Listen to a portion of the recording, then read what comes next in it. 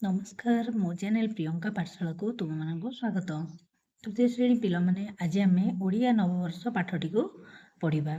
ତୁମେମାନେ ଜାଣିଛ ବର୍ଷକ 6 ଋତୁ ଓ 12 ମାସ। ଆମ ଓଡ଼ିଶାର ନୂଆବର୍ଷ ବୈଶାଖ ମାସ ପଣା ସଂକ୍ରାନ୍ତି ଦିନଠାରୁ ଆରମ୍ଭ ହୁଏ। ପିଲାମାନେ, ଯେମିତିକି ତୁମେ ଜାଣିଛ ଆମର ଇଂରାଜୀ ନବବର୍ଷ ଯେମିତି ଜାନୁଆରୀ ମାସ 1 ତାରିଖରୁ ଆରମ୍ଭ ହୋଇଥାଏ, ସେହିଭଳି ଭାବରେ ଓଡ଼ିଆ ନବବର୍ଷ ଆମେ ବୈଶାଖ ମାସ ପଣା ସଂକ୍ରାନ୍ତି ଦିନଠାରୁ ଆରମ୍ଭ ହୋଇଥାଏ। ଆମର ଓଡ଼ିଆରେ 12ଟି ମାସ ରହିଛି, 6ଟି ଋତୁ ରହିଛି। ସେହି ହିସାବରେ ଆମର ପ୍ରଥମ ମାସ ରହିଛି ବୈଶାଖ ମାସ। ଆଉ ସେଇ ସଂକ୍ରାନ୍ତି ଦିନଠାରୁ ଆମେ ଓଡ଼ିଆ ନବବର୍ଷକୁ ପାଳନ କରିଥାଉ। ଏହି ଦିନକୁ ମହାବିଷୁବ ସଂକ୍ରାନ୍ତି ବା ପଣା ସଂକ୍ରାନ୍ତି ବୋଲି କୁହାଯାଇଥାଏ। ଗାଁ ମାନଙ୍କରେ ବହୁତ ଧୁମଧାମରେ ପଣା ସଂକ୍ରାନ୍ତି ପର୍ବକୁ ପାଳନ କରାଯାଇଥାଏ। ଏହି ଦିନ ଓଡ଼ିଆ ଲୋକମାନେ ତୁଳସୀ ଚଉରା ମୂଳରେ ଜାମୁ ଡାଳ ଦେଇ ମାଟିରେ ଠେକି ବାନ୍ଧନ୍ତି। ସେହି ଠେକିରେ ଗୋଟିଏ ମାସ ଯାଏଁ ପାଣି ଦିଅନ୍ତି। ଘରେ ଘରେ ଲୋକମାନେ ଚାଉଳ, ଗହମ, ବାଦାମ, ବୁଟ ଓ ଜରି ତିଆରି ଛତୁଆ କରନ୍ତି। ପ୍ରସ୍ତୁତ ଛତୁଆରେ ଗୁଡ଼, ନଡ଼ିଆ ଓ କଦଳୀ ମିଶାଇ ଠାକୁରଙ୍କ ପାଖରେ ଭୋଗ ଲଗାଇଥାନ୍ତି। ଘରେ ଓ ମନ୍ଦିର ଗୁଡ଼ିକରେ ସେଦିନ ବେଲପଣା ହୋଇଥାଏ। ବେଲପଣା ପିଇବାକୁ ସମସ୍ତେ ଭାରି ଭଲ ପାଆନ୍ତି। ପିଲାମାନେ, ଘରେ ପଣା ସଂକ୍ରାନ୍ତି ଦିନ ଦେଖ ସେ ଚଉରାରେ କେମିତି ଗୋଟେ ଠେକି ବନ୍ଧା ଯାଇଛି ଆଉ ତୁଳସୀ ଗଛ ଉପରେ ରଖାଯାଇଛି। ଲୋକମାନେ ସେଇଦିନ ଠାରୁ ମାସେ ପର୍ଯ୍ୟନ୍ତ ସେଥିରେ ପାଣି ଦେଇଥାନ୍ତି। ଏହା ରହିଛି ପଣା ସଂକ୍ରାନ୍ତିର ନିୟମ। ଆଉ ଘରେ ବାଦାମ, ବୁଟ, ଗହମରେ ଛତୁଆ ପ୍ରସ୍ତୁତ କରନ୍ତି। ଆଉ ଗୁଡ଼, ନଡ଼ିଆ, କଦଳୀ ମିଶାଇ ଠାକୁରଙ୍କ ପାଖରେ ଭୋଗ ଲଗାନ୍ତି। ଏହା ହେଉଛି ପଣା ସଂକ୍ରାନ୍ତିର ନିୟମ। ଘରେ ଘରେ ବେଲପଣା ମଧ୍ୟ କରାଯାଇଥାଏ। ଆହୁରି ମଧ୍ୟ ବୈଶାଖ ମାସରେ ଓଡ଼ିଶାରେ ଦଣ୍ଡ ପୂଜା କରାଯାଇଥାଏ। ଶିବ ଓ ପାର୍ବତୀଙ୍କର ପ୍ରତୀକ ହେଉଛି ଦଣ୍ଡ। ପଣା ସଂକ୍ରାନ୍ତି ଠାରୁ ଦଣ୍ଡନାଟ ଆରମ୍ଭ ହୋଇଥାଏ। ଗାଁ ଗହଳିରେ ଘରେ ଘରେ ପ୍ରତ୍ୟେକ ଘରେ ଏହି ପର୍ବକୁ ନେଇକି ଆନନ୍ଦ ଉତ୍ସବ ମନାଯାଇଥାଏ। ଏବଂ ଗାଁ ମାନଙ୍କରେ ମଧ୍ୟ କ'ଣ ହେଇଥାଏ ପିଲାମାନେ, ଶିବ ପାର୍ବତୀଙ୍କର ଯେଉଁ ପ୍ରତୀକ ରହିଛି ଆମର ଦଣ୍ଡନାଚ ସେଇଦିନ ଠାରୁ ଆରମ୍ଭ ହୋଇଯାଇଥାଏ। ଆମ ରାଜ୍ୟର ନୟାଗଡ଼, ଗଞ୍ଜାମ, ଢେଙ୍କାନାଳ, ଅନୁଗୁଳ, ବୌଦ୍ଧ ଓ ବଲାଙ୍ଗୀର ଆଦି ଜିଲ୍ଲାରେ ଦଣ୍ଡନାଟ ଦଳମାନେ ଅଭିନୟ ଦେଖାଇଥାନ୍ତି। କେଉଁ କେଉଁ ଜିଲ୍ଲାମାନଙ୍କରେ ଭଲରେ ଦଣ୍ଡନାଟ ହୋଇଥାଏ ପିଲେ?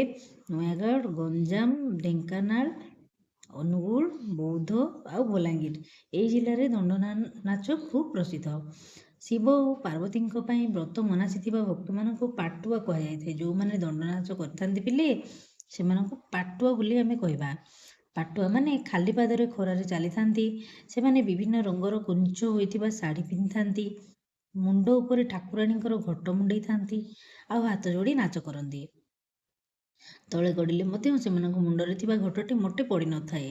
ଯେଉଁ ପାଟୁଆ ମାନେ କଣ୍ଟା ଉପରେ ଗଡ଼ନ୍ତି ଓ ନାଚନ୍ତି, ସେମାନଙ୍କୁ ଘଣ୍ଟ ପାଟୁଆ ମଧ୍ୟ କୁହାଯାଇଥାଏ। ମୟୂରଭଞ୍ଜ ଜିଲ୍ଲାର ବାରିପଦାଠାରେ ଉଡ଼ା ପାଟୁଆ ଦେଖାଯାଇଥାନ୍ତି।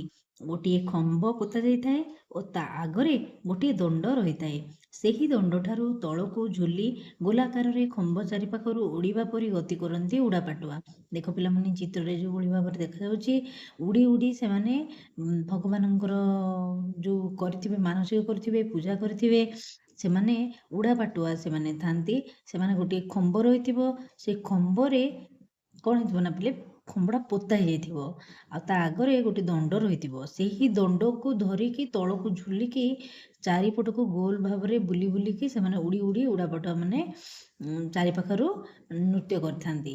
ଏହିପରି ବିଭିନ୍ନ ପ୍ରକାର ପାଟୁଆମାନଙ୍କର ଯାତ୍ରା ହେଉଥିବାରୁ ଏହାକୁ ପାଟୁଆ ଯାତ୍ରା ମଧ୍ୟ କୁହାଯାଇଥାଏ। ଏହାକୁ ଦେଖିବା ପାଇଁ ବହୁ ଦୂର ଦୂରରୁ ଲୋକମାନେ ମଧ୍ୟ ଆସିଥାନ୍ତି। ପାଟୁଆ ଯାତ୍ରା ବହୁତ ପ୍ରସିଦ୍ଧ। ବାରିପଦାର ଛଉ ନୃତ୍ୟ ମଧ୍ୟ ପୃଥିବୀ ପ୍ରସିଦ୍ଧ ପିଲାମାନେ। ଏହି ନୃତ୍ୟ ଦେଖିବା ପାଇଁ ଦେଶ ବିଦେଶରୁ ଅନେକ ଲୋକ ଆସିଥାନ୍ତି। ଯେମିତି ଓଡ଼ିଶାର ଗୋଟିଏ ପ୍ରସିଦ୍ଧ ନୃତ୍ୟ, ସେହିଭଳି ଭାବରେ ବାରିପଦାର ଛଉ ନୃତ୍ୟ ମଧ୍ୟ ପୃଥିବୀ ପ୍ରସିଦ୍ଧ। ପଣା ସଂକ୍ରାନ୍ତି ଦିନ ଓଡ଼ିଶାର ଅନେକ ଦେବୀପୀଠରେ ଝାମୁ ଯାତ୍ରା ହୋଇଥାଏ। ବଡ଼ମ୍ବାର ଭଟ୍ଟାରିକା, ବାଙ୍କିର ଚର୍ଚ୍ଚିକା, ଆଠଗଡ଼ର ମାଲବିହାରପୁର, ଜଗତସିଂହପୁରର ସାରଳା ଓ କାକଟପୁରର ମଙ୍ଗଳା ମନ୍ଦିର ଆଦି ବହୁ ସ୍ଥାନରେ ଝାମୁ ଯାତ୍ରା ହୋଇଥାଏ। ପଣା ସଂକ୍ରାନ୍ତିରେ ମା ମଙ୍ଗଳାଙ୍କର ବହୁତ ପୂଜା ଅର୍ଚ୍ଚନା କରାଯାଇଥାଏ। ବିଶେଷ କରି ମାଙ୍କୁ ହିଁ ଏହି ପୂଜାରେ ଆବାହନ କରାଯାଇଥାଏ। ତ ସେଠି ବଡ଼ମ୍ବାର ଯେଉଁ ରହିଛି ଆମର ଭଟ୍ଟାରିକା ମନ୍ଦିର, ବାଙ୍କିର ଚର୍ଚ୍ଚିକା, ଆଠଗଡ଼ର ଗୋଟିଏ ଗ୍ରାମ ରହିଛି ମାଳବିହାରପୁର, ଆଉ ଜଗତସିଂହପୁରର ସାରଳା ମା, କାକଟପୁରର ମଙ୍ଗଳା ମା, ଏମାନଙ୍କ ପାଖରେ ବହୁ ସ୍ଥାନରେ ଝାମୁ ଯାତ୍ରା ହୋଇଥାଏ। ପିଲାମାନେ ଝାମୁ ଯାତ୍ରା ତ ତୁମେମାନେ ନିହାତି ଭାବରେ ଜାଣିଥିବ। ଏହା ଗୋଟିଏ ରଡ଼ ନିଆଁ ଉପରେ ଲୋକମାନେ ଚାଲିଥାନ୍ତି। ଯେଉଁମାନେ ଝାମୁଆ ଥାନ୍ତି ସେମାନେ ରଡ଼ ନିଆଁ ହୋଇଥିବ ସେ ରଡ଼ ନିଆଁ ଉପରେ ମାଆଙ୍କୁ ସ୍ମରଣ କରି ଚାଲିଥାନ୍ତି। ପଣା ସଂକ୍ରାନ୍ତିକୁ ଓଡ଼ିଆ ଲୋକମାନେ ଆନନ୍ଦ ଉଲ୍ଲାସରେ ପାଳନ କରିଥାନ୍ତି। ସମସ୍ତେ ନିଜ ବନ୍ଧୁ ଓ ପରିଚିତ ଲୋକଙ୍କୁ ଓଡ଼ିଆ ନବବର୍ଷର ଶୁଭେଚ୍ଛା ଜଣାଇଥାନ୍ତି। ସେହିଦିନ ଠାରୁ ପୁରୀ ଜଗନ୍ନାଥ ମନ୍ଦିରରେ ନୂଆ ପାଞ୍ଜି ପ୍ରଚଳନ କରାଯାଇଥାଏ। ତାହେଲେ ପଣା ସଂକ୍ରାନ୍ତି ଦିନକୁ ଓଡ଼ିଆ ନବବର୍ଷ ବୋଲି ଭାବି ସେହିଦିନ ଠାରୁ ପୁରୀ ଜଗନ୍ନାଥ ମନ୍ଦିରର ନୂଆ ପାଞ୍ଜି ପ୍ରଚଳନ ହୋଇଥାଏ। ଆଉ ଏହି ପାଞ୍ଜି ଅନୁସାରେ ବଡ଼ ଠାକୁରଙ୍କର ନୀତିକାନ୍ତି କରାଯାଇଥାଏ। ଓଡ଼ିଆ ଲୋକମାନେ ଏହି ପାଞ୍ଜିକୁ ଦେଖି ଗୃହ ପ୍ରତିଷ୍ଠା, ପୂଜା ପର୍ବ, ବିବାହ ଓ ବ୍ରତ ପରି ଶୁଭ କାର୍ଯ୍ୟ କରିଥାନ୍ତି। ପିଲାମାନେ ପାଞ୍ଜି ହେଉଛି ଆମର ଗଣନା ଅନୁସାରେ ଏହା ସ୍ଥିର ହୋଇ ରହିଥିବ, ଯାହାକି ଆମର ଭଲ ଦିନ ହେଉ, ଭଲ ଯେକୌଣସି ଗୋଟେ କାମ କରିବା ପୂର୍ବରୁ ଆମେ ସେ ଭଲ ଦିନକୁ ହିଁ ମନେ ରଖିଥାଉ ଆଉ ସେ ଭଲ ଦିନ ଅନୁସାରେ ଆମେ କାମ କରିଥାଉ। ତ ସେଥିପାଇଁ ଆମକୁ କ୍ୟାଲେଣ୍ଡର ଆଉ ପାଞ୍ଜିର ଆବଶ୍ୟକତା ରହିଛି। ସେଥିରୁ ଆମେ ଦେଖିଥାଉ, ଜାଣିଥାଉ। ଏହା ହେଉଛି ଆମ ଓଡ଼ିଆ ସଂସ୍କୃତି ଆଉ ପରମ୍ପରାର ଏକ ନିଚ୍ଛକ ପ୍ରଦର୍ଶନ। ଏସବୁ ଛଉ ନୃତ୍ୟ ହେଉ, ଦଣ୍ଡଯାତ୍ରା ହେଉ, ଘଣ୍ଟ ଯାତ୍ରା ହେଉ, ଏଇସବୁ ଗୁଡ଼ିକ ହେଉଛି ଆମ ଓଡ଼ିଶାର ଗର୍ବ ଆଉ ଗୌରବ।